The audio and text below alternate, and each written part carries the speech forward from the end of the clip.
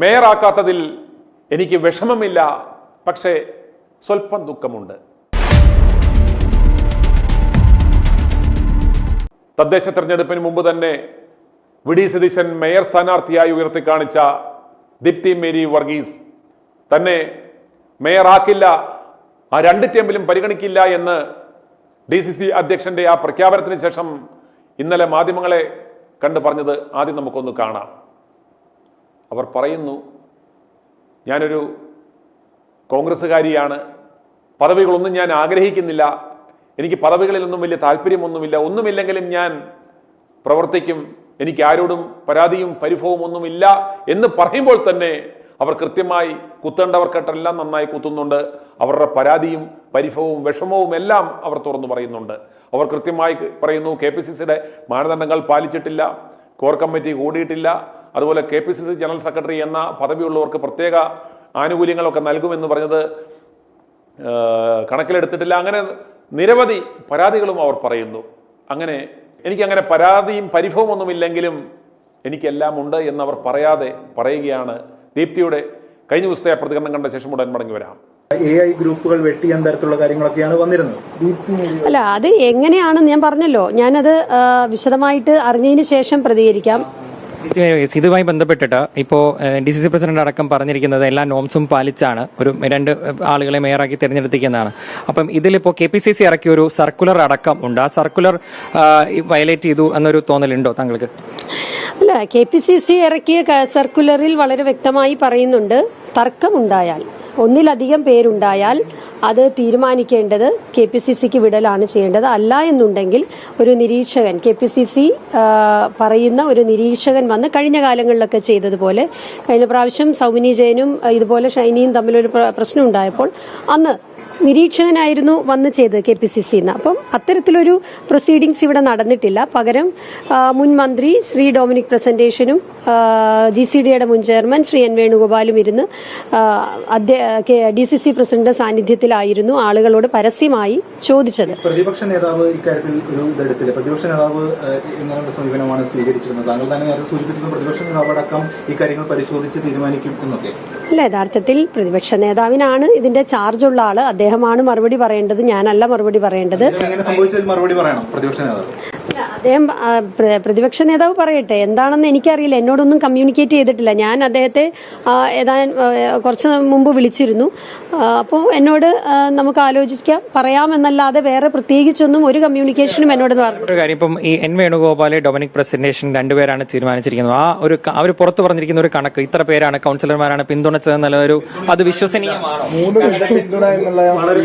ഇപ്പോൾ നമ്മളിപ്പോ N വേണുഗോപാലും Shri Dominic പ്രസന്റേഷനും പറയുന്നത് വിശ്വസിക്കുന്നവർക്ക് വിശ്വസിക്കാം, വിശ്വസിക്കേണ്ടാത്തവർക്ക് വിശ്വസിക്കാതിരിക്കാം. 2 ഗ്രൂപ്പ് നേതാക്കളാണ് ഇത് പറഞ്ഞിരിക്കുന്നത്. പറഞ്ഞ പോലെ ഒരു നിരീക്ഷകൻ ഇല്ലാതെയാണ് നടത്തിയിരിക്കുന്നത്. അതുകൊണ്ടാണ് ഞാൻ പറഞ്ഞത്, അത് വിശ്വസിക്കണം എന്നുള്ളവർക്ക് വിശ്വസിക്കാം, അല്ലാത്തവർക്ക് വിശ്വസിക്കാതിരിക്കാം. അതിപ്പോ അവര് പറഞ്ഞ കണക്ക് എനിക്കറിയില്ല, എന്നോട് കണക്ക് പറഞ്ഞിട്ടില്ല. ഇന്ന് കോർ കമ്മിറ്റി കൂടിയിട്ടില്ല. ഇന്ന് കോർ കമ്മിറ്റി കൂടുമെന്ന് പറഞ്ഞിരുന്നു.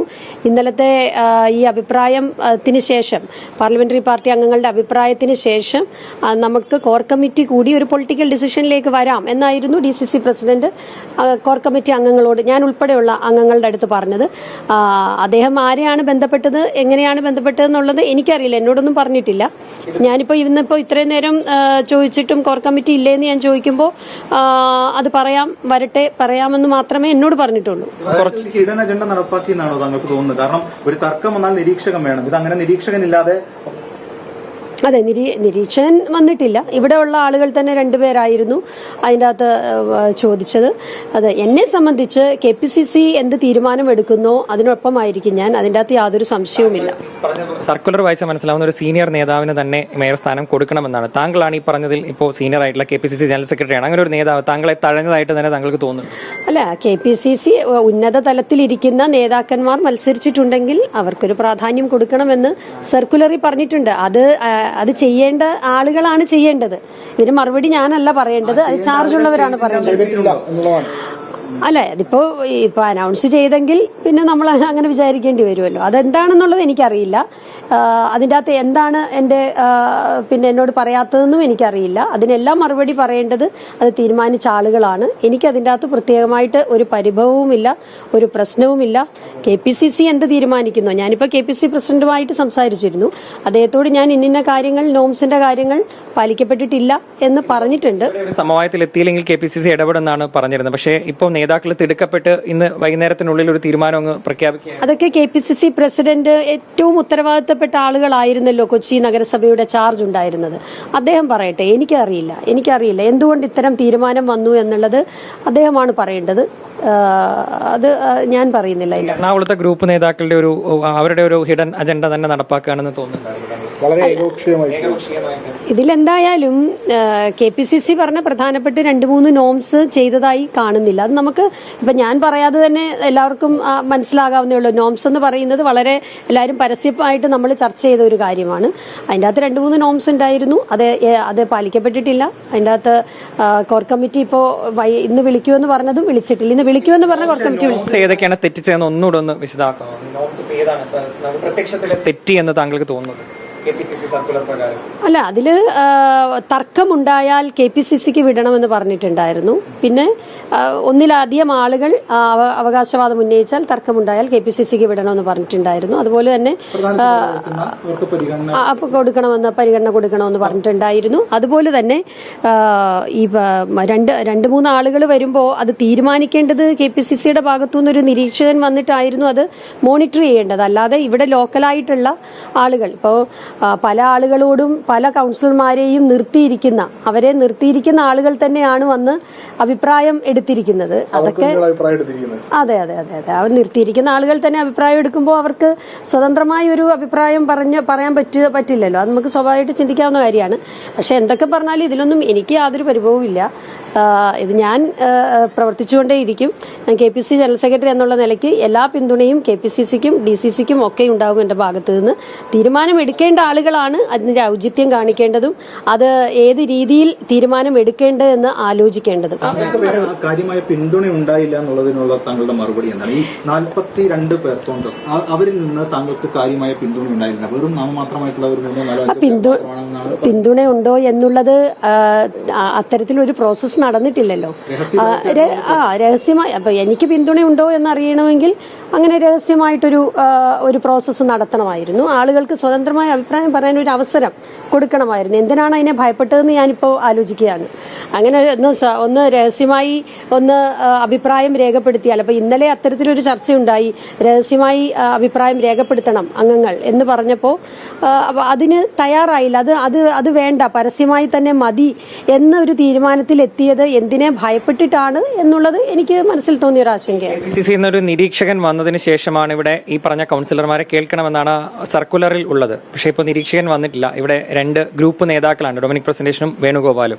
ഇതിനെ താങ്കൾ ആദ്യം മുതലേ ഇന്നലെ തന്നെ ഞാൻ ഒരു എതിർപ്പും പറഞ്ഞിട്ടില്ല. ഞാൻ KPCCയുടെ സർക്കുലർ പാലിക്കപ്പെടണമെന്ന് മാത്രമേ പറഞ്ഞിട്ടുള്ളൂ. എനിക്ക് ഈ നടത്തിയ ആളുകളോടും തീരുമാനിച്ച ആളുകളോടും ഒരു തരത്തിലുള്ള എതിർപ്പുമില്ല, പരാതിയുമില്ല. ഇതൊക്കെ ഔചിത്യപൂർവ്വം നമ്മളൊരു തെരഞ്ഞെടുപ്പിലേക്ക് വീണ്ടും പോവുകയാണ്. അങ്ങനത്തെ ഒരു സാഹചര്യത്തിൽ അതൊക്കെ ഔചിത്യപൂർവ്വം വേണ്ട രീതിയിൽ ആലോചിച്ച് ചെയ്യേണ്ടത് നേതൃത്വത്തിൽ ഇരിക്കുന്നവരാണ്. അത് മോണിറ്റർ ചെയ്യാൻ നമുക്ക് ഹയർ അതോറിറ്റി ഉണ്ടല്ലോ, KPCC ഉണ്ടല്ലോ. KPCC പ്രസിഡന്റും പ്രതിപക്ഷ നേതാവും ഒക്കെ മറുപടി പറയട്ടെ. എനിക്ക് കൗൺസിലർമാരുടെ പിന്തുണ കൂടി തീരുമാനിച്ചിട്ടാണ്, അറിഞ്ഞ ശേഷമാണ് ഇങ്ങനെ മേയർമാരെ തീരുമാനിച്ചെന്നാണ് പറയുന്നത്. ഈ പുറത്തു പറഞ്ഞിരിക്കുന്ന കണക്കുകൾ നമുക്ക് വിശ്വസനീയമാണോ?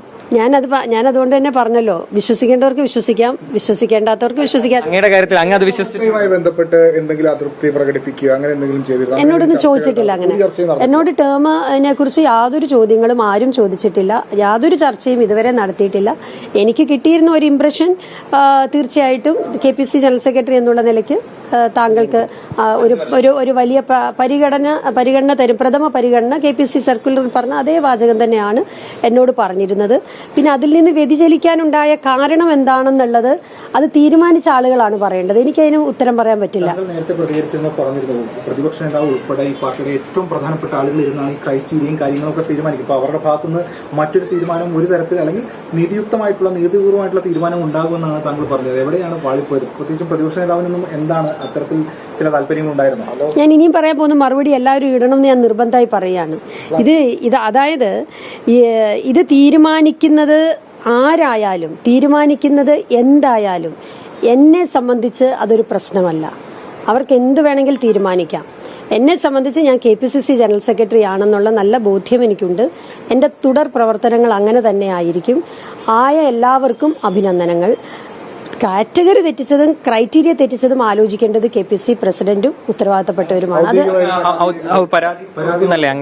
അതിനെക്കുറിച്ച് ഇപ്പോൾ ആലോചിച്ചിട്ടില്ല. അങ്ങനെ എന്തെങ്കിലും ഉണ്ടെങ്കിൽ ഞാൻ പറയാം. പരാതി എന്ന് പറഞ്ഞാൽ കാരണം KPCCയുടെ നോംസ് ലംഘിക്കപ്പെട്ടിരിക്കുന്നു. പ്രതിപക്ഷ നേതാവ് ഉൾപ്പെടെ നേതൃത്വം കൊടുക്കുന്ന ജില്ലയാണ്. ഈ ഘട്ടത്തിൽ താങ്കൾ പരാതിയുമായി AICCയെ സമീപിക്കും. ഞാൻ ഇതിപ്പോ അങ്ങനെ ഒരു തീരുമാനമൊന്നും എടുത്തിട്ടില്ല. ഞാൻ അങ്ങനെ ഉണ്ടെങ്കിൽ തീർച്ചയായിട്ടും അറിയിക്കാം. ഈ അകത്ത് പുറത്ത് അങ്ങേക്ക് വലിയ പരിഭവമൊന്നും കാണുന്നില്ലെങ്കിൽ അങ്ങയുടെ അകത്തൊരു പരിഭവവും പരാതിയൊക്കെ ഉള്ളതായിട്ടാണ് മനസ്സിലാവുന്നത്. കഴിഞ്ഞ 35 വർഷമായിട്ടും എനിക്കൊരു പരിഭവം ഉണ്ടായിട്ടില്ല. ഞാൻ ഇതിൽ പ്രവർത്തിക്കുന്നത് ഓരോ ദിവസവും ഇന്ത്യൻ നാഷണൽ കോൺഗ്രസ്സുകാരിയായിട്ടാണ്. കോൺഗ്രസ് ആണ് എൻ്റെ പ്രസ്ഥാനം. എൻ്റെ സ്പിരിറ്റ് എന്ന് പറയുന്ന അതാണ്. അതിനപ്പുറം ഒരു പോസ്റ്റിനെയും, എത്ര വലിയ പോസ്റ്റ് ആണെങ്കിലും ഞാൻ വലുതായി കാണുന്നില്ല. എൻ്റെ പ്രസ്ഥാനമാണ് എനിക്ക് വലുത്. എൻ്റെ പ്രസ്ഥാനം പറയുന്നതാണ് എനിക്ക് വലുത്. തീരുമാനങ്ങൾ എടുക്കുന്നതിൽ എന്തെങ്കിലും തെറ്റുപറ്റിയിട്ടുണ്ടെങ്കിൽ അത് തീരുമാനിക്കേണ്ട, മോണിറ്റർ ചെയ്യേണ്ട ആളുകൾ ശ്രദ്ധിക്കേണ്ടതാണ്. അവർ ശ്രദ്ധിക്കട്ടെ. ജില്ലാ നേതൃത്വത്തിനൊരു വീഴ്ച പറ്റിയെന്നാണോ താങ്കൾ? അല്ല, അത് അങ്ങനെ അതാ ഞാൻ പറഞ്ഞത്. മോണിറ്റർ ചെയ്യേണ്ട ആളുകൾ ചെയ്യട്ടെ. ഞാനല്ലല്ലോ പറയേണ്ടത്. ഞാൻ ഇതിൻ്റെ അകത്തൊരു മത്സരാർത്ഥിയായിരുന്നു. എന്നെ ഏൽപ്പിച്ച ഒരു ജോലി എറണാകുളം നഗരം, കൊച്ചി നഗരത്തെ പിടിക്കുക എന്നുള്ളതായിരുന്നു. KPCC ജനറൽ സെക്രട്ടറി എന്നുള്ള നിലയ്ക്ക് ഞാൻ ആ ഉത്തരവാദിത്വം ചെയ്തിട്ടുണ്ട്. എന്നോട് കൗൺസിലർ ആവാനാണ് പറഞ്ഞത്. എന്നോട് മറ്റെന്തെങ്കിലും ഒരു കാര്യത്തിൽ മത്സരിക്കാനല്ല പറഞ്ഞത്. ഇതിൽ മത്സരിക്കണം എന്ന് KPCC ജനറൽ സെക്രട്ടറിയോട് പറയുമ്പോൾ, പാർട്ടി പറഞ്ഞപ്പോൾ ആ ഉത്തരവാദിത്വം ഞാൻ ഏറ്റെടുത്തിട്ടുണ്ട്. എനിക്ക് കഴിയുന്ന രീതിയിൽ ഞാനത് പാർട്ടിയെ ഏറ്റവും ശക്തമായി തിരിച്ചു കൊണ്ടുവരാനുള്ള എല്ലാ ശ്രമങ്ങളും നടത്തിയിട്ടുണ്ട്. അത് അറിയാവുന്നവർക്കെല്ലാം അറിയാവുന്നതാണ്. അപ്പം അല്ലെ, ഞാൻ ചോദിക്കട്ടെ, മേയർ ആകുക എന്നുള്ളത് ജീവിതത്തിലെ പരമപ്രധാന ലക്ഷ്യമായിട്ടൊന്നും ഞാൻ കണ്ടിട്ടില്ല. അങ്ങനെ ആയിരുന്നെങ്കിൽ ഇതിനു മുൻപേ ഞാൻ രാഷ്ട്രീയ ജീവിതം തന്നെ അവസാനിപ്പിക്കുമായിരുന്നു. ഒരു വനിതാ രാഷ്ട്രീയക്കാരി എന്നുള്ള നിലയ്ക്ക് കണ്ടിന്യൂസ് ആയിട്ട് 16 വയസ്സ് മുതൽ 51 വയസ്സ് വരെ പ്രവർത്തിക്കുക എന്ന് പറഞ്ഞാൽ അത് നിസ്സാരമായ ഒരു കാര്യമല്ല. അത് ഈ പാർട്ടിയോടുള്ള സ്പിരിറ്റ് കൊണ്ടാണ് ഞാൻ നിൽക്കുന്നത്. അല്ലാതെ മേയർ ആകാൻ വേണ്ടി അല്ല ഞാൻ ഈ പാർട്ടിയിൽ വന്നത്. ഞാൻ MLA ആകാൻ വേണ്ടി അല്ല ഈ പാർട്ടിയിൽ വന്നത്. MP ആകാൻ വേണ്ടി അല്ല വന്നത്. ഇതൊക്കെ എളുപ്പത്തിൽ ലഭിക്കുന്ന ആളുകൾക്ക് ഇത് കിട്ടുമ്പോൾ ഇതിന്റെ പ്രാധാന്യം എന്താണെന്ന് പോലും പലപ്പോഴും മനസ്സിലാകാം. ചോദ്യമുള്ളത്, അങ്ങ് ഇത്ര സീനിയറായ പാർട്ടി നേതാവായിട്ട് ഈ പാർലമെന്ററി പാർട്ടി രംഗത്ത് അങ്ങക്ക് ഒരു അർഹിക്കുന്ന ഒരു പ്രാധാന്യം കിട്ടിയിട്ടില്ല എന്ന് ദീപ്തി വർഗീസിന് തോന്നുന്നുണ്ടോ? ഇല്ല, അതൊക്കെ ഓരോ സാഹചര്യങ്ങളാണല്ലോ. പാർലമെന്ററി രംഗത്ത് വരിക എന്ന് പറഞ്ഞാൽ പല ഘടകങ്ങളുണ്ട്. ആ ഘടകങ്ങളൊക്കെ എനിക്ക് ഒരുപക്ഷെ അനുകൂലമായിട്ടുണ്ടാവില്ല കഴിഞ്ഞ കാലങ്ങളിൽ. എന്തായാലും ഞാൻ ഈ കാര്യത്തിൽ എൻ്റെ പാർട്ടി പറഞ്ഞത് ഞാൻ ശിരസാ വഹിച്ചിട്ടുണ്ട്. ഞാൻ മത്സരിച്ച് വലിയ ഭൂരിപക്ഷത്തിൽ ജയിച്ചിട്ടുണ്ട്. എൻ്റെ കൂടെയുള്ളവരെല്ലാം ജയിച്ചിട്ടുണ്ട്. 46 പേരുടെ വലിയ ശക്തിയോടെയാണ് കൊച്ചി നഗരസഭയിലേക്ക് ഞങ്ങൾ പോകുന്നത്. മേയറായ ആളുകൾക്കും ആകാൻ പോകുന്നവർക്കും ഒക്കെ അഭിനന്ദനങ്ങൾ. അത് മാത്രമേ എനിക്ക് പറയാനുള്ളൂ.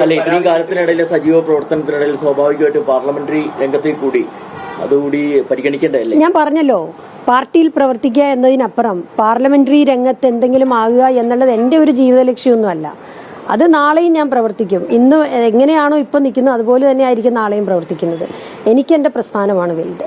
അങ്ങനെ പ്രസ്ഥാനമാണ് വലുതെന്ന് പറയുമ്പോൾ 1-2 ആളുകൾ ചേർന്നതാണോ ഈ പ്രസ്ഥാനം? അവരെടുക്കുന്ന തീരുമാനമാണോ പ്രസ്ഥാനം? ഒരു വലിയ രാഷ്ട്രീയ പ്രസ്ഥാനമാകുമ്പോൾ ചിലപ്പോൾ അഭിപ്രായ വ്യത്യാസങ്ങൾ ഉണ്ടാവും, തെറ്റുകൾ സംഭവിക്കും. അത് തിരുത്താൻ, അത് മോണിറ്റർ ചെയ്യേണ്ടവർ, നേതൃത്വത്തിൽ ഇരിക്കേണ്ടവർ തയ്യാറാകുക എന്നുള്ളത് മാത്രമേ. അങ്ങനെ എടുത്ത തീരുമാനമാണെന്ന് കരുതുന്നുണ്ടോ? കേവലം അല്ല, ഈ തീരുമാനം ഇപ്പോഴും എന്നോട് ഔദ്യോഗികമായിട്ട് ആരും പറഞ്ഞിട്ടില്ല. വാർത്താക്കുറിപ്പ് ഞാൻ ഇപ്പൊ നിങ്ങൾ മാധ്യമങ്ങൾ വരുമ്പോഴാണ് ഞാനിത് സത്യത്തിൽ അതൊരു തീരുമാനമായി വന്നു എന്നുള്ളത് അറിയുന്നത്. എന്നെ ആരും ഔദ്യോഗികമായിട്ട് ഇപ്പോഴും അറിയിച്ചിട്ടില്ല. ഞാൻ എന്തെങ്കിലും പറയാനുണ്ടെങ്കിൽ തീർച്ചയായിട്ടും ബാക്കിയുള്ള കാര്യങ്ങൾ നിങ്ങളെല്ലാം വിളിച്ചു പറയും. എന്നാലും ശക്തമായി തന്നെ പരാതി മുന്നോട്ട് പോകാനാണ് KPCC കൊടുത്തിരിക്കുന്ന പരാതി. KPCC പരാതി കൊടുത്തില്ലല്ലോ. കൊടുത്തിട്ടില്ല, ഇതുവരെ കൊടുത്തിട്ടില്ല. അത് കൊടുക്കാൻ ഉദ്ദേശിക്കും. അല്ല, അത് ആലോചിച്ചിട്ട് വേണമെന്നുണ്ടെങ്കിൽ KPCCക്കൊക്കെ അറിയാമല്ലോ സർക്കുലർ എന്താണെന്നുള്ളതും അതിലേതാണ് പാലിച്ചതെന്നും ഏതാണ് പാലിക്കപ്പെടാതെ പോയെന്നൊക്കെ അറിയാവുന്ന. സർക്കുലർ വായിക്കുമ്പോൾ നമുക്കടക്കം മനസ്സിലാവുന്നത് പാലിച്ചിട്ടില്ല എന്ന് തന്നെയാണ്. അങ്ങ് പറഞ്ഞു ഇതിലെ പ്രധാനപ്പെട്ട നോംസായ നിരീക്ഷണ അടക്കം വരാതെയാണ് ഇവിടുത്തെ ഗ്രൂപ്പ് നേതാക്കളാണ് അത് തീരുമാനിച്ചത്. അല്ല, അങ്ങനെയല്ല. അത് ഞാൻ ആലോചിച്ചിട്ട് പറയാം. ഇപ്പൊ എനിക്കതൊന്നും പറയാൻ പറ്റുന്നില്ല. ചേച്ചി, എല്ലാ ഘട്ടത്തിലും ഉയർന്നു വന്ന പേരാണ് ദീപ്തി മേരി വർഗീസ്. ഒരുപക്ഷെ മത്സരത്തിന്റെ ആരംഭ ഘട്ടം മുതൽ ദീപ്തി മേരി വർഗീസ് ആയിരിക്കും കൊച്ചിയുടെ മേയർ എന്നുള്ള രീതിയിലായിരുന്നു വർത്തമാനങ്ങൾ ആകമാനം. ഒരുപക്ഷെ നിങ്ങൾ കരുതിയിട്ടുണ്ടായിരിക്കാം. എന്തായാലും നിങ്ങളെ പൂർണ്ണമായിട്ടും അവഗണിച്ചതായി തോന്നുന്നുണ്ടോ? എന്നെ അവഗണിച്ചിട്ടില്ലല്ലോ. എന്നെ പാർട്ടി വലിയൊരു ഉത്തരവാദിത്വമാണ് ഏൽപ്പിച്ചത്. പ്രതിപക്ഷ നേതാവ് ശ്രീ VD സതീശൻ കൊച്ചി നഗരസഭയുടെ തെരഞ്ഞെടുപ്പിന്റെ ചാർജ് ഏറ്റെടുത്ത ദിവസം തന്നെ എന്നോട് മത്സരിക്കാൻ പറയുകയും അതിന് നേതൃത്വം കൊടുക്കാൻ പറയുകയും ചെയ്തു. ഞാനത് നേതൃത്വം കൊടുത്തിട്ടുണ്ട്. മത്സരിക്കാൻ വന്ന പുതിയ ആളുകൾക്ക് എല്ലാ തരത്തിലുള്ള പിന്തുണയും ഞാൻ കൊടുത്തിട്ടുണ്ട്. KPCC ജനറൽ സെക്രട്ടറി എന്നുള്ള നിലയ്ക്കും എന്റെ മുൻകാല പരിചയം വെച്ചും ഞാൻ കൊടുത്തിട്ടുണ്ട്. ആ നേതൃമികവിന്റെ ഭാഗമായിട്ട് കൂടെയായിരുന്നല്ലോ വിജയം. അപ്പൊ അതിന്റെ അടിസ്ഥാനത്തിലാണ് ഈ ഒരു ചോദ്യം വരുന്നത്. നിരവധി ആളുകളുടെ നേതൃത്വം ഇതിന്റെ അകത്ത് ഉണ്ടായിട്ടുണ്ട്. എന്റെ നേതൃത്വവും തീർച്ചയായിട്ടും ഇതിന്റെ അകത്ത് ഘടകം തന്നെയാണ്. എല്ലാവരുടെ നേതൃത്വം പോലെ കാലം മുതൽ ഈ സമയം വരെ പാർട്ടിക്ക് വേണ്ടി നിൽക്കുകയാണ്. ഇപ്പോൾ KPCC ജനറൽ സെക്രട്ടറിയാണ്. അങ്ങനെ ഒരു KPCC ജനറൽ സെക്രട്ടറി നിലവിൽ ഇപ്പോൾ ആയിട്ടുള്ള മേയർ, ഡെപ്യൂട്ടി മേയർ അവർക്ക് കീഴിൽ നിൽക്കാൻ താങ്കൾക്ക് മടിയൊന്നുമില്ല? നിൽക്കാൻ താങ്കൾക്ക് പ്രശ്നമില്ല? ഒരു പ്രശ്നവുമില്ല. അതിന്റെ ആവശ്യമില്ല. അവരൊക്കെ എന്റെ സഹപ്രവർത്തകരാണ് എന്ന് മാത്രമല്ല, ഞാനിരിക്കുന്നത് പാർട്ടിയുടെ ഒരു ഉന്നത സമിതിയിലാണ്. കഴിഞ്ഞ പ്രാവശ്യം പ്രതിപക്ഷ നേതാവായത് മറ്റൊരാളായിരുന്നല്ലോ. ഞാൻ അന്നും KPCC ജനറൽ സെക്രട്ടറി ആയിട്ട് കൌൺസിലിൽ ഇരിക്കുകയായിരുന്നു. എനിക്ക് തന്നിരിക്കുന്നത് കൌൺസിലിൽ ഇരിക്കാനാണ് ഈ പാർട്ടി തന്നിരിക്കുന്ന അവസരം. ഞാൻ അത് പരമാവധി വിനിയോഗിച്ചിട്ടുണ്ട്. പ്രതിപക്ഷത്തിരിക്കുമ്പോഴും ഇനി ഭരണപക്ഷത്തിരിക്കുമ്പോഴും എനിക്ക് കഴിയുന്ന എന്റെ എക്സ്പീരിയൻസ് വന്ന ആളുകൾക്ക്, നേതൃത്വം കൊടുക്കുന്നവർക്ക്, മേയർക്ക് ഉൾപ്പെടെ ഞാൻ കൊടുക്കുന്നതായിരിക്കും. ഒരു പരിഭവമില്ല. സോഷ്യൽ മീഡിയയിൽ അനുകൂലമായിട്ടൊരു എനിക്ക് വലിയ പിന്തുണ, വലിയ ജനപിന്തുണ, പാർട്ടി പ്രവർത്തകരിൽ നിന്ന് വലിയ പിന്തുണ ഈ കഴിഞ്ഞ ഒരു മാസം ഇലക്ഷൻ കാലഘട്ടത്തിൽ എനിക്ക് കിട്ടി. അത് ഞാൻ ആരോടും പറഞ്ഞിട്ടല്ല, എനിക്ക് കിട്ടിയ വലിയ പിന്തുണയാണ്. ആ പിന്തുണയാണ് എന്റെ ശക്തി. ഞാനൊരു കോൺഗ്രസ്സുകാരിയാണെന്ന് മനസ്സിലാക്കിക്കൊണ്ട് തന്നെ കക്ഷി രാഷ്ട്രീയം പോലും മറന്ന് വലിയ പിന്തുണ എനിക്ക് തന്നിട്ടുണ്ട്. അപ്പം അത് ഈ പാർട്ടിക്ക് നൽകുന്ന പിന്തുണയാണ്, ദീപ്തി എന്ന വ്യക്തിക്കല്ല. ദീപ്തി എന്ന KPCC ജനറൽ സെക്രട്ടറിക്ക്, കോൺഗ്രസ്സുകാർക്ക് കിട്ടിയ പിന്തുണയാണ്. ആ പിന്തുണയാണ് എന്റെ ശക്തി ഇനി മുമ്പോട്ടുള്ളത്. അല്ല, ജനവികാരം മനസ്സിലാക്കുന്ന നേതൃത്വത്തിന് ഒരു വീഴ്ച പറ്റിയതാണോ? എനിക്ക് വീഴ്ച എന്നൊന്നും അതിന് പറയാൻ പറ്റില്ല. ഞാൻ പറഞ്ഞല്ലോ, ഇതൊന്നും അത്ര വലിയ പ്രധാനപ്പെട്ട കാര്യമൊന്നുമല്ല. ഒരു മേയർ ആകുന്നതോ മറ്റെന്തെങ്കിലും പാർലമെന്ററി രംഗത്ത് മത്സരിക്കുന്നതോ ഒന്നും ഒരു യഥാർത്ഥ കോൺഗ്രസ്സുകാരിയെ സംബന്ധിച്ച് ഏറ്റവും വലിയ കാര്യമാണെന്ന് ഞാൻ കരുതുന്നില്ല. എന്നെ സംബന്ധിച്ച് ഞാൻ പാർട്ടി പ്രവർത്തകയാണ്. ഞാൻ ആ പാർട്ടി പ്രവർത്തനവുമായിട്ട് അതിശക്തമായി മുമ്പോട്ട് പോകും. ആരോടും എനിക്ക് പരിഭവമില്ല. ചേച്ചി, കൊച്ചിയിൽ ഇത് രണ്ടാം തവണയാണ്. മുൻപ് വേണുഗോപാലിനും സമാനമായ അനുഭവം ഉണ്ടായിട്ടുണ്ട്. അന്ന് ടോണി ചമ്മണി മേയറായി, അത് ഗ്രൂപ്പ് അടിസ്ഥാനത്തിലായിരുന്നു. ഇതായപ്പോ ദീപ്തി മേരി വർഗീസ് മേയറാകുന്നു എന്ന് പറയുന്നു. അവസാന ഘട്ടത്തിൽ ദീപ്തി മാറി മിനിമോൾ വരുന്നു. ഇതൊക്കെ അത് വ്യത്യസ്തമായ സാഹചര്യങ്ങളാണ്. അതും ഇതും തമ്മിലൊന്നും കമ്പയർ ചെയ്യാൻ പറ്റില്ല. ഇതിൻ്റെ അകത്ത് ഇപ്പോൾ എന്തെങ്കിലും അതിൽ തീരുമാനമെടുക്കുന്നതിൽ എന്തെങ്കിലും പ്രശ്നമുണ്ടെങ്കിൽ അത് നേതൃത്വം ആലോചിക്കട്ടെ, അത്രമാത്രമേ എനിക്ക് പറയാനുള്ളൂ. അങ്ങനെ തെറ്റുകൾ എപ്പോഴും നമ്മൾ തിരുത്തണം. പാർട്ടിക്ക് ഏതെങ്കിലും തീരുമാനമെടുക്കുന്നതിൽ അല്പമെങ്കിലും തെറ്റുപറ്റിയിട്ടുണ്ടെങ്കിൽ അത് തിരുത്തേണ്ടത് നേതൃത്വത്തിൽ ഇരിക്കുന്നവരാണ്. തെറ്റുപറ്റിയിട്ടുണ്ടെങ്കിൽ അത് കൂടി ആലോചിച്ച് വേണം ആ തെറ്റുപറ്റിയിട്ടുണ്ടെന്ന് വിശകലനം ചെയ്യാൻ. അപ്പോൾ ഇതിൻ്റെ അകത്ത് ഇപ്പോൾ 1-2 കാര്യങ്ങളാണ് പ്രധാനമായിട്ട്. ആ 2-3 കാര്യം, 1-2-3 കാര്യങ്ങൾ അത് എന്തുകൊണ്ട് പാലിക്കപ്പെട്ടില്ല എന്നുള്ളത് നേതൃത്വം ആലോചിക്കേണ്ട കാര്യമാണ്. അത് ആലോചിച്ച് ഒരു കൂടിയാലോചനയിൽ അത്തരം കാര്യങ്ങൾ ഉണ്ടാകുമെന്നാണ് ഞാൻ വിശ്വസിക്കുന്നത്. ഉണ്ടായിട്ടുണ്ടോ? ഈ ഗ്രൂപ്പ് എന്ന് പറയുന്നത് പാർട്ടിയിൽ എല്ലാ കാലത്തും ഉണ്ടെന്ന് ഞങ്ങൾ എല്ലാവരും അംഗീകരിച്ചിട്ടുള്ള ഒരു കാര്യമാണ്. അതൊരു പുതിയ കാര്യമൊന്നുമല്ല. പക്ഷേ ഗ്രൂപ്പിന്റെ അതിപ്രസരം കൊണ്ടാണോ ഇത് സംഭവിച്ചത് എന്നൊക്കെയുള്ളത് ഇനി വരുന്ന ദിവസങ്ങളിലെ എനിക്ക് പറയാൻ പറ്റുള്ളൂ. എനിക്കിപ്പോ അറിയില്ല. KPCC ജനറൽ സെക്രട്ടറി സ്വാഭാവികമായിട്ടും നിങ്ങൾക്ക് അറിയാൻ പറ്റുമല്ലോ ഉള്ളുകളികൾ എന്തെങ്കിലും നടന്നിട്ടുണ്ടോ? ഇല്ല, എനിക്കറിയില്ല. എന്റെ അറിവിൽ അങ്ങനൊന്നുമില്ല. അത് നമ്മളല്ലല്ലോ തീരുമാനിക്കേണ്ടിയിരുന്നത്. അതൊക്കെ തീരുമാനിക്കേണ്ടത് പിന്നീട് വന്ന ഈ കോർ കമ്മിറ്റിയിലായിരുന്നു തീരുമാനം വരേണ്ടിയിരുന്നത്. കോർ കമ്മിറ്റി വിളിച്ചിട്ടില്ല എന്നുള്ളത് യാഥാർത്ഥ്യമാണ്. നീതിപൂർവമായിട്ടുള്ള തീരുമാനം വൈകിട്ട് ഉണ്ടാകുമെന്നാണ് താങ്കൾ പറഞ്ഞത്. നീതിപൂർവമായിട്ടുള്ള തീരുമാനമാണോ ഇപ്പോൾ ഉണ്ടായത്? പാർട്ടി തീരുമാനിച്ചിട്ടുണ്ടെങ്കിൽ അത് പാർട്ടിയുടെ തീരുമാനത്തിനൊപ്പമായിരിക്കും ഞാൻ. അതെങ്ങനെയാണെന്നുള്ളത് നോക്കിയാൽ മാത്രമേ പറയാൻ പറ്റുള്ളൂ. ഇപ്പൊ എനിക്കത് പറയാൻ പറ്റില്ല. സ്വാഭാവികമായിട്ടും ഒരു കാൽക്കുലേഷൻ, ഒരു കണക്കൂട്ടൽ ഉണ്ടാകണമല്ലോ. ഇത് ഒന്നും നിങ്ങൾ ഈ ജില്ലയിലെ നേതൃസ്ഥാനത്ത് നിൽക്കുന്ന ഒരാളാണ്. അങ്ങനെയുള്ള ഒരാള് ഇതൊന്നും അറിഞ്ഞില്ല എന്ന് പറയുന്നത്, ഞാനൊന്നും അറിഞ്ഞില്ല എന്നൊന്നും ഞാൻ പറഞ്ഞില്ല. ഞാൻ അങ്ങനെ പറഞ്ഞിട്ടേ ഇല്ല. എല്ലാം അറിഞ്ഞിട്ടുണ്ട്. പക്ഷെ പാർട്ടി എന്തെങ്കിലും ഒരു തീരുമാനം എടുത്തിട്ടുണ്ടെങ്കിൽ ഞാൻ ആ തീരുമാനത്തിനൊപ്പമായിരിക്കും. അതിൽ എന്തെങ്കിലും തെറ്റ് പറ്റിയിട്ടുണ്ടെങ്കിൽ അത് ചൂണ്ടിക്കാണിക്കേണ്ട പ്ലാറ്റ്ഫോമിൽ ഞാൻ ചൂണ്ടിക്കാണിക്കും. ദീപ്തി എന്നുള്ള പേര് വെട്ടിമാറ്റിയതാണ്. മത്സരത്തിന് ഇറങ്ങിയപ്പോൾ വിചാരിച്ചിരുന്നോ ഇങ്ങനെ ഒരു ക്ലൈമാക്സ് ആയിരിക്കും ഉണ്ടാകുക എന്ന്? മത്സരത്തിന് ഞാൻ ക്ലൈമാക്സിനെ പറ്റി ചിന്തിച്ചിട്ടേ ഇല്ല. മത്സരിക്കാൻ ഇറങ്ങുമ്പോൾ ഒറ്റ ലക്ഷ്യമേ മുമ്പിലുണ്ടായിരുന്നുള്ളൂ, ഈ കൊച്ചി നഗരസഭ LDFന്റെ കയ്യിൽ നിന്ന് തിരിച്ചു പിടിക്കുക. അത് തിരിച്ചു പിടിച്ചു. അതിൽ ഞാൻ വളരെയധികം സന്തോഷമുണ്ട്. എനിക്ക് അത് പാർട്ടിക്ക് എനിക്ക് നൽകാവുന്ന സംഭാവന ഞാൻ അതിന്റെ അകത്ത് ചെയ്തിട്ടുണ്ട്. ദീപ്തി എന്നുള്ള പേര് വെട്ടിമാറ്റിയതാണോ? അങ്ങനെ ദീപ്തി തന്നെ ഇപ്പോഴും പേര് അതല്ല, മേയർ സ്ഥാനത്ത് നിന്ന് എനിക്കറിയില്ല. അത് അങ്ങനെ നിങ്ങൾക്ക് തോന്നുന്നുണ്ടെങ്കിൽ, അങ്ങനെ ചെയ്ത ആരെങ്കിലും തോന്നുന്നുണ്ടെങ്കിൽ അവരോടാ ചോദിക്കണ്ടേ, എനിക്കറിയില്ല. ഞാൻ വെട്ടിമാറ്റിയൊന്നും എനിക്കറിയില്ല. അത് ആര് വെട്ടിമാറ്റിയേ? നടന്നതെല്ലാം അറിഞ്ഞിരിക്കാം. അല്ല സൈൻ, ആരാ വെട്ടിമാറ്റിയേ? വെട്ടിമാറ്റിയെന്നുള്ള പ്രവർത്തകരടക്കം പറയുന്ന കാര്യമാണല്ലോ. എനിക്കറിയില്ല. എന്നോട് ഞാൻ ഈ പറഞ്ഞ പോലെ നിങ്ങളിപ്പോ വരുമ്പോഴേ ഞാൻ അറിയുന്നത് ഇങ്ങനെ ഒരു തീരുമാനം വന്നു എന്നുള്ളത്. അത് അത്തരത്തിൽ എന്തെങ്കിലും സംഭവിച്ചിട്ടുണ്ടോ എന്നുള്ളത് എനിക്കറിയില്ല. അതൊക്കെ ആ പറയുന്ന ആളുകളോട് ചോദിക്കണം. ദീപ്തി വീണ്ടും ഇതേ കാര്യങ്ങൾ തന്നെ ഇന്നലെ ആവർത്തിച്ചു. തനിക്കിതിൽ വിഷമവുമില്ല, പരാതിയില്ല എന്ന് പറയുന്നുണ്ടെങ്കിൽ തന്നെയും അവരുടെ ആ പരാതിയും പരിഭവവും എല്ലാം അവർ വീണ്ടും വീണ്ടും വിളിച്ച് പറഞ്ഞുകൊണ്ടിരിക്കുകയാണ്.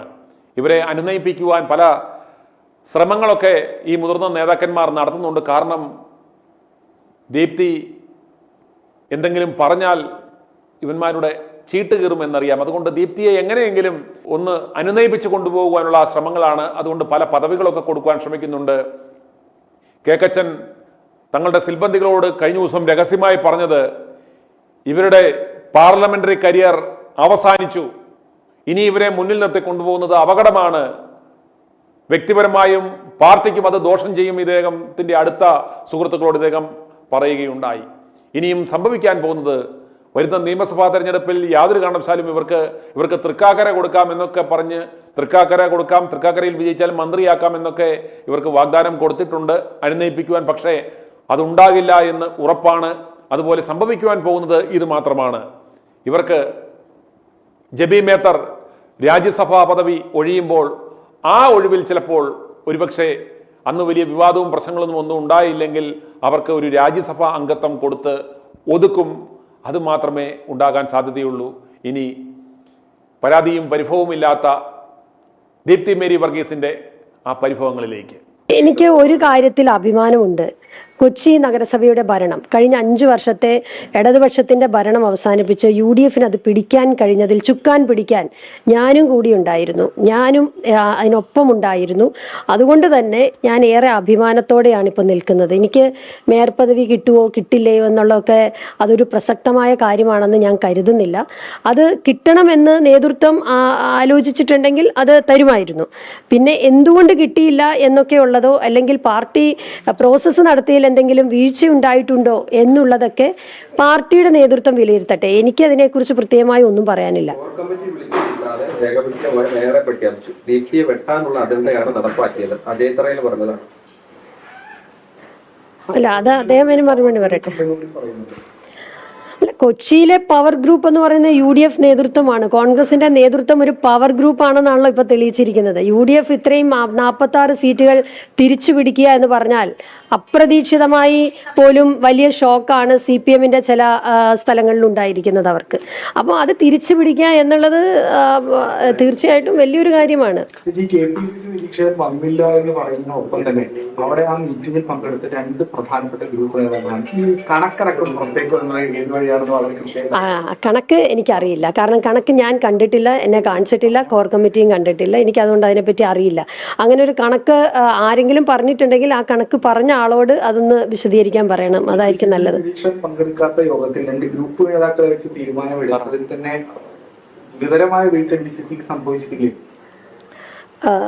KPC സർക്കുലർ അനുസരിച്ച് വേണമായിരുന്നു ആ പ്രോസസ്സ് നടത്താൻ. അത് നടത്തിയില്ല. ആവർത്തിച്ച് KPCCയുടെ നോംസ് ലംഘിക്കപ്പെട്ടു എന്ന് പറയുമ്പോൾ മാഡം പ്രധാനമായിട്ടും വിരൽ ചൂണ്ടുന്നത് DCC നേതൃത്വത്തിനെതിരല്ല. അത് ഓപ്പണായിട്ട് പറയാനൊരു പ്രശ്നമുണ്ടോ? അല്ല, KPCCയുടെ അല്ല, ഒരാളല്ലല്ലോ ഇത്. ഒരു കോർ കമ്മിറ്റി ഇതിനുണ്ടാക്കിയിട്ടുണ്ടല്ലോ. ഒരു കോർ കമ്മിറ്റി ഉണ്ടായിരുന്നു. ഇന്നലെ അത് കോർ കമ്മിറ്റി വിളിച്ച് അതിന് മുൻപൊരു പ്രഖ്യാപനം, ഈ അഭിപ്രായ വോട്ടെടുപ്പ് തേടിയതിന് ശേഷം കോർ കമ്മിറ്റി വിളിക്കുകയും അതിലൊരു പൊളിറ്റിക്കൽ ഡിസ്കഷൻ ഉണ്ടാവുകയും എന്നിട്ട് തീരുമാനമെടുക്കുകയും ചെയ്യുമെന്നായിരുന്നു എന്നോട് അറിയിച്ചിരുന്നത്. ഞാനും കോർ കമ്മിറ്റി അംഗമാണ്. പക്ഷേ ഇന്നലെ വൈകുന്നേരം വരെ കോർ കമ്മിറ്റി വിളിച്ചിട്ടില്ല. അതെന്താണ് വിളിക്കാത്തതെന്നുള്ളത് അത് DC പ്രസിഡന്റ് തന്നെ പറയട്ടെ. എനിക്കറിയില്ല എന്തുകൊണ്ട് വിളിച്ചില്ല എന്നുള്ളത്. അത് നേതാക്കന്മാരെ ഫോണിൽ വിളിച്ച് ചോദിക്കാനല്ല പറഞ്ഞിരുന്നത്. കോർ കമ്മിറ്റി കൂടി ഒരു തീരുമാനം എടുക്കണം എന്നുള്ളതായിരുന്നു കൂട്ടായി എടുത്ത ഒരു ധാരണ അതായിരുന്നു. മാറ്റി നിർത്തി വേറെ ആരെങ്കിലും കോർ കമ്മിറ്റി ചേർന്നിട്ടുണ്ടോ? അങ്ങനെ നടന്നതായിട്ട് അറിയില്ല. കോർ കമ്മിറ്റി അങ്ങനെ വിളിച്ചതായിട്ട് എനിക്കറിയില്ല. വിളിച്ചിട്ടില്ല എന്നുള്ളതാണ് ഞാൻ മനസ്സിലാക്കുന്നത്. ഏറ്റവും അടിസ്ഥാനമായി മുന്നോട്ട് വെക്കുന്നത് DCC അടക്കം മുന്നോട്ട് വെക്കുന്നത് ഈ കഴിഞ്ഞ ദിവസത്തിൽ ഞാൻ നടന്ന ആ കൗൺസിലർമാരുടെ അഭിപ്രായ സർവേയാണ്. അതിൽ വലിയ വീഴ്ച സംഭവിക്കുമെന്നാണ് താങ്കൾ പറയുന്നത്. ഞാൻ പറഞ്ഞല്ലോ, അത് അതിൻ്റെ അകത്ത് അട്ടിമറി എന്നൊന്നും അതിനെ പറയാൻ പറ്റില്ല. KPCCയുടെ സർക്കുലർ പാലിക്കപ്പെടണം. ഇപ്പം തൃശ്ശൂർ ഇപ്പോൾ ഇതുപോലെ തന്നെ വന്നിട്ടുണ്ട്. അതിൻ്റെ അകത്ത് ഒന്നിലധികം ആളുകൾ വന്നാൽ, നഗരസഭകളിൽ ഒന്നിലധികം ആളുകൾ വന്നിട്ടുണ്ടെങ്കിൽ അത് തീരുമാനമാകാതെ വരുന്നെങ്കിൽ അത് KPCCക്ക് വിടണം എന്നുള്ളതായിരുന്നു KPCC സർക്കുലർ പറഞ്ഞിരിക്കുന്നത്. അതേപോലെ തന്നെ അത് ഒരു നിരീക്ഷകൻ വന്ന് അഭിപ്രായം എടുക്കണം എന്നതായിരുന്നു സർക്കുലറിൽ പറയുന്നത്. അത് ആ ഒരു പ്രോസസ്സ് നടന്നിട്ടില്ല എന്നതാണ് ഞാൻ മനസ്സിലാക്കുന്നത്. അല്ല, അതറിയാം, ഞാൻ അറിയിക്കേണ്ട കാര്യം ഇല്ലല്ലോ. അത് KPCC പ്രസിഡന്റിനും ഒക്കെ അറിയാവുന്ന കാര്യമാണല്ലോ. അദ്ദേഹം അറിയാതെ ഇവിടെ അങ്ങനെ ഒരു അദ്ദേഹത്തിന് അറിവുള്ളതാണ്. അങ്ങനെ ഒരു നിരീക്ഷകനെ വിട്ടിട്ടുമില്ല. ഇവിടുന്ന് അങ്ങനെ ഒന്നിലധികം പേരുകൾ വന്നു എന്നുള്ള ഒരു കാര്യം KPCC അറിയിച്ചിട്ടുമില്ല. ഒറ്റ കാര്യം, ഈ ഇത്രയും വലിയൊരു വിജയത്തിനിടക്ക് ഈ ഒരു പ്രശ്നം ഉണ്ടായ സ്ഥിതിക്ക് ഇനി മാഡം എങ്ങനെ മുന്നോട്ട് പോകാനാണ്? അതല്ലെങ്കിൽ MPC ചെയർമാൻ സ്ഥാനം മാഡം ആവശ്യപ്പെട്ടിട്ടില്ല, അല്ലെങ്കിൽ അവർ വെച്ച് നീട്ടിയാൽ അത് സ്വീകരിക്കുമോ? മാഡത്തിന്റെ തുടർ നിലപാട് എന്തായിരിക്കും? അല്ല, ഒന്നാമതായിട്ട് അങ്ങനെ ഒരു പ്രശ്നമില്ല. പ്രശ്നമുണ്ടെന്ന് ഇപ്പൊ നിങ്ങൾ ചോദിച്ച പ്രകാരമാണെങ്കിൽ പ്രശ്നമുണ്ടെന്ന് പറയേണ്ടതാണല്ലോ. അങ്ങനെ ഒരു പ്രശ്നമില്ല. ഇവിടെ 2 പേരെ പ്രഖ്യാപിച്ചിട്ടുണ്ട്. 2 പേർക്കും എൻ്റെ പിന്തുണയുണ്ട്. അങ്ങനെ യാതൊരു തരത്തിലുള്ള ഒരു ബാർഗെയിനിങ് ഞാൻ നടത്തിയിട്ടില്ല ഇതുവരെ, ഞാൻ നടത്തുന്നുമില്ല. പാർട്ടി ഇനിയും എന്താണോ പറയുന്നത്, എനിക്കിപ്പോൾ വലിയൊരു ഉത്തരവാദിത്വം ഉണ്ടല്ലോ, ഞാനത് ചെയ്യുകയാണ്. ഞാൻ KPCC ജനറൽ സെക്രട്ടറിയാണ്. പിന്നെ എന്നെ ജയിപ്പിച്ച ജനങ്ങളുണ്ട്. എൻ്റെ ഡിവിഷൻ എറണാകുളത്തെ ഏറ്റവും പ്രധാനപ്പെട്ട ഡിവിഷനാണ് സ്റ്റേഡിയം ഡിവിഷൻ എന്ന് പറയുന്നത്. ഇവിടുത്തെ ജനങ്ങൾ എന്നെ ഏൽപ്പിച്ച വലിയ ഉത്തരവാദിത്വമുണ്ട്. ഇതൊക്കെ ചെയ്യുക എന്നതിൽ കവിഞ്ഞ് മറ്റൊന്നും ഇപ്പോൾ ആലോചിക്കുന്നില്ല. ഓരോ ബാർഗെയിനിങ്ങിനും ഞാൻ പാർട്ടിയോട് മുമ്പിൽ പോവില്ല. ഒരാളുടെ മുമ്പിലും എനിക്കിതിന് പകരം മറ്റെന്തെങ്കിലും വേണമെന്ന് ചോദിച്ചിട്ടുമില്ല. അതൊക്കെ തീരുമാനിക്കേണ്ടത് KPCC നേതൃത്വമാണ്, ഉത്തരവാദിത്തപ്പെട്ട ആളുകളാണ്. എന്തെങ്കിലും വീഴ്ചകൾ എവിടെയെങ്കിലും സംഭവിച്ചു എന്ന് തോന്നിയിട്ടുണ്ടെങ്കിൽ അത് റെക്ടിഫൈ ചെയ്യേണ്ടത് എന്നും അത് ചെയ്ത അതിന് ഉത്തരവാദിത്തപ്പെട്ട ആളുകളാണ്. ഈ വീഴ്ചകൾ സംഭവിച്ചൊക്കെ KPCC നേതൃത്വത്തിന് നൽകിയ പരാതിയിൽ പറഞ്ഞിട്ടുണ്ടോ? ഞാനത് പരാതി പറയേണ്ട ഒരു പ്ലാറ്റ്ഫോം വന്നാൽ അത് എനിക്ക് എന്തെങ്കിലും നിർദ്ദേശങ്ങളുണ്ടെങ്കിൽ, പരാതി എന്നുള്ളതല്ല, പരാതി എനിക്കില്ല. ഇതൊരു രാഷ്ട്രീയ പ്രസ്ഥാനമല്ലേ. രാഷ്ട്രീയ പ്രസ്ഥാനത്തിൽ അതൊരു കൂട്ടായ പ്രവർത്തനമാണ്. ചിലപ്പോൾ ചില വീഴ്ചകൾ ഉണ്ടായെന്നിരിക്കും. ആ വീഴ്ചകൾ തെറ്റ് തിരുത്തി പോകുന്നതാണ് എപ്പോഴും പ്രസ്ഥാനത്തിന് നല്ലത്.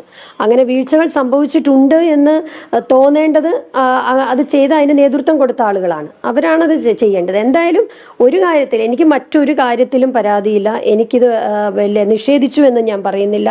അങ്ങനെ മറ്റു 2 പേരെ വച്ചതിൽ എനിക്ക് യാതൊരു പ്രയാസവുമില്ല. ഞാൻ അവരോടൊപ്പമാണെന്ന് ഞാൻ പറഞ്ഞല്ലോ. പക്ഷേ KPCC നിർദ്ദേശങ്ങൾ പാലിക്കപ്പെടാതെ അത്തരത്തിലുള്ള ഒരു പ്രോസസ്സ് നടത്താതെ എനിക്ക് പാർലമെന്ററി പാർട്ടിയിൽ അംഗങ്ങൾ കുറവാണ് എന്നുള്ള രീതിയിൽ ആരെങ്കിലും പറയുന്നുണ്ടെങ്കിൽ അതിനോട് മാത്രം എനിക്ക് എതിർപ്പുണ്ട്. ആരിലേക്കാ വിരൽ ചൂണ്ടുന്നേ? ഞാൻ പ്രത്യേകിച്ച് ഒരു വ്യക്തിയിലെങ്കിലും, ഒരു വ്യക്തി അല്ലല്ലോ, ഒരു പ്രസ്ഥാനമല്ലേ, വലിയ കുറേ ആളുകളുണ്ടല്ലോ, ഒരു വ്യക്തി അല്ലല്ലോ ഉള്ളത്. ഇപ്പോൾ ഇവിടെ എറണാകുളത്ത് നേതൃത്വം കൊടുക്കുന്നത് ആരൊക്കെയാണെന്നുള്ളത് നിങ്ങൾക്ക് എല്ലാവർക്കും അറിയാവുന്നതാണ്. എല്ലാവരും ഉണ്ട്. അപ്പോൾ അതിൽ ആരൊക്കെയാണ് ഈ പ്രോസസ്സിൽ പങ്കാളികളായത് എന്ന് വെച്ചാൽ അവരാലോചിക്കട്ടെ അതിനെക്കുറിച്ച്. ഗ്രൂപ്പ് സമവാക്യമാണോ ഇതിക്ക് പുറത്തുള്ളതെന്ന് തോന്നുന്നുണ്ടോ? ഞാൻ പറഞ്ഞല്ലോ, ഞാൻ ഒരു ഗ്രൂപ്പിന്റെ വക്താവായി നിന്നുകൊണ്ടല്ല ഈ തെരഞ്ഞെടുപ്പിനെ നേരിട്ടത്. എനിക്ക് പാർലമെന്ററി പാർട്ടിയിൽ ഇപ്പോഴുള്ള കൗൺസിലേഴ്സിന്റെ ബഹുഭൂരിപക്ഷ ആളുകളും എന്നോട് ഏറ്റവും അടുത്ത് നിൽക്കുന്ന ആളുകളാണ്. അവരുടെ വലിയ പിന്തുണ എനിക്കുണ്ടായിരുന്നു. ആ പിന്തുണ അതിപ്പോൾ രേഖപ്പെടുത്തുന്ന കാര്യത്തിൽ പ്രോസസ്സിൽ ഒരു മാറ്റം വന്നു എന്നതിൽ ഒഴിച്ചാൽ ഇപ്പോഴും അവരെല്ലാവരും ബഹുഭൂരിപക്ഷം കൗൺസിലേഴ്സും എന്നെ വിളിക്കുകയും എന്നോട് നിർദ്ദേശങ്ങൾ ചോദിക്കുകയും അഭിപ്രായം പറയുകയും ഒക്കെ ചെയ്യുന്നുണ്ട്. ഞാൻ അവരുടെ കൂട്ടത്തിൽ ഒരുമിച്ച് നിന്ന് പ്രവർത്തിക്കാൻ വളരെ സന്തോഷത്തോടെയാണ് പ്രവർത്തിക്കുന്നത്. വോട്ട് ചെയ്ത ആളുകൾക്ക് വലിയ നിരാശ ഉണ്ടാവില്ല. ഒരു മേയർ എന്ന രീതിയിൽ കണ്ട് സോഷ്യൽ മീഡിയയിലൊക്കെ നമുക്ക് കാണാൻ പറ്റും. താങ്കൾക്കൊപ്പം നിൽക്കുന്ന നേതാക്കളും അത്തരത്തിൽ വലിയ നിരാശ പ്രകടിപ്പിക്കുന്നുണ്ട്. ഇതൊന്നും നിരാശപ്പെടേണ്ട കാര്യമൊന്നുമില്ല. ഇതൊന്നും പാർട്ടിയെ സംബന്ധിച്ച് വലിയൊരു കാര്യമല്ല. പാർട്ടി നേരിടാൻ പോകുന്നത് ഒരു നിയമസഭാ തെരഞ്ഞെടുപ്പാണ്. ആ നിയമസഭാ തെരഞ്ഞെടുപ്പിൽ വലിയ ഭൂരിപക്ഷത്തോടെ UDF തിരിച്ചു വരും. ആ തിരിച്ചുവരവിന് ഞാനും പങ്കാളിയായിരിക്കും. നേതൃത്വത്തിൽ തന്നെ ഞാനും ഇരുന്ന് പ്രവർത്തിക്കും. നിയമസഭാ സാമാജികമായി തിരിച്ചു വരുന്നതാണ്. അല്ലല്ല, ഞാൻ പറഞ്ഞത് UDFന്റെ തിരിച്ചുവരവാണ് എൻ്റെ ലക്ഷ്യം. എൻ്റെ കോൺഗ്രസ്സുകാരി എന്നുള്ള നിലയ്ക്ക് എൻ്റെ ലക്ഷ്യം അടുത്ത നിയമസഭാ തെരഞ്ഞെടുപ്പിൽ കോൺഗ്രസിന്റെ തിരിച്ചുവരവാണ്. ഞാൻ അതിനുവേണ്ടി മാത്രമാണ് പ്രവർത്തിക്കുന്നത്. ഇതൊക്കെ വളരെ നിസ്സാരമായ ഒരു കാര്യമായിട്ടേ ഞാൻ കാണുന്നുള്ളൂ. ഇതിനപ്പുറമായി കേരളം മുഴുവൻ UDF വിജയിക്കേണ്ടതായിട്ടുണ്ട്. ഞാൻ ആ പ്രവർത്തനത്തിലായിരിക്കും. എന്നോട് അത്തരത്തിലുള്ള ഒരു കൺസൾട്ടേഷനും പറഞ്ഞിട്ടില്ല. ടേമിന്റെ കാര്യവും ചോദിച്ചിട്ടില്ല. ഞാൻ പറഞ്ഞല്ലോ, എന്നോട് നേതൃത്വം കൊടുക്കാൻ പറഞ്ഞു. ഞാൻ നേതൃത്വം കൊടുത്തു. അതിന് ഇല്ല ഒരു ചർച്ച ഉണ്ടായിട്ടില്ല. തെരഞ്ഞെടുപ്പിൽ മത്സരിക്കുന്ന സമയത്ത് അല്ലെങ്കിൽ അതിനു മുൻപ് മേയർ എന്നുള്ളൊരു പദവി വാഗ്ദാനം ചെയ്തിരുന്നോ? ചോദിച്ചത് തന്നെയാണ് വീണ്ടും ചോദിച്ചുകൊണ്ടിരിക്കുന്നത്. ഞാൻ പറഞ്ഞല്ലോ, എന്നോട് നേതൃത്വം കൊടുക്കാൻ പറഞ്ഞു. KPCC ജനറൽ സെക്രട്ടറിയാണ്, ഞാൻ നേതൃത്വം കൊടുത്തു. മേയർ ആകണോ ആകണ്ടയോ എന്ന് തീരുമാനിക്കേണ്ട ഒരു പ്രോസസ്സ് നടക്കേണ്ട രീതി ഉണ്ടായിരുന്നു. ആ രീതി നടന്നതിൽ KPCC സർക്കുലറിൽ പറഞ്ഞതിൽ നിന്ന് ചില വ്യത്യാസം ഉണ്ടായിട്ടുണ്ട്. അതല്ലാതെ അതിനപ്പുറമായി ഇതിനകത്ത് യാതൊന്നും പറയാനില്ല. ഞാൻ പറഞ്ഞത് തന്നെ വീണ്ടും പറയും. ഇനി അത് എന്നോട് ചോദിക്കേണ്ട. ഞാൻ മേയർ ആകാൻ വേണ്ടി രാഷ്ട്രീയ പ്രവർത്തനം തുടങ്ങിയ ഒരാളല്ല. ഞാൻ വന്നത് സംവരണത്തിലൂടെ അല്ല. സംവരണ രാഷ്ട്രീയം വരുന്നതിനു മുൻപേ ഞാൻ പൊതുരംഗത്തും രാഷ്ട്രീയ രംഗത്തും സംഘടനാ രംഗത്തും ഉണ്ടായിരുന്ന ആളാണ്. അതിനുശേഷമാണ് സ്ത്രീ ശാക്തീകരണത്തിന്റെ ഭാഗമായിട്ട് 30% സംവരണമൊക്കെ വന്നത്. ഈ സംവരണം ഇല്ലാതിരുന്ന കാലത്ത് ഈ രാഷ്ട്രീയ പ്രസ്ഥാനത്തിൽ പ്രവർത്തിച്ച എനിക്ക് സംവരണത്തിന്റെ പേരിൽ എന്തെങ്കിലും നഷ്ടപ്പെട്ടു എന്ന് പറയുന്നതിനോടൊന്നും എനിക്ക് വലിയൊരു പ്രയാസമോ പ്രശ്നമോ ഒന്നുമില്ല. ഈ ദീപ്തിയുടെ കാര്യത്തിൽ നമുക്ക് മനസ്സിലാക്കാൻ സാധിക്കുന്നത് ഈ കേക്കച്ചൻ ഇത്രയേ ഉള്ളൂ. കറിവേപ്പില പോലെ ഉപയോഗിച്ച ശേഷം ഉപേക്ഷിച്ച് കളയും. നിലപാടുകളുടെ രാജകുമാരൻ, രാഷ്ട്രീയ ചാണക്യൻ. i2i News, an eye for truth. i2i News subscribe ചെയ്തിട്ടില്ലാത്തവർ ഇപ്പോൾ തന്നെ സബ്സ്ക്രൈബ് ചെയ്യുക. നോട്ടിഫിക്കേഷൻ ലഭിക്കുവാൻ ബെൽ ബട്ടണും അമർത്തുക.